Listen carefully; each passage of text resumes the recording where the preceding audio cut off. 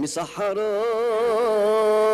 أنادي أهل الزمن من قراتي، ألاقي أهل المدينة، ألاقي منهم في الوكالة القديمة عمر الصنايعي زهر خان الخليلي.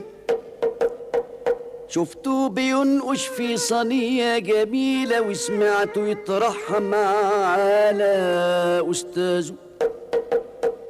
عرفت فيه الأصل والعرفان، لأجل العجب طلع لي من قلب الدولاب رصة على بعض وقال لي شوف دي طبقان رموها في التراب يا سيد.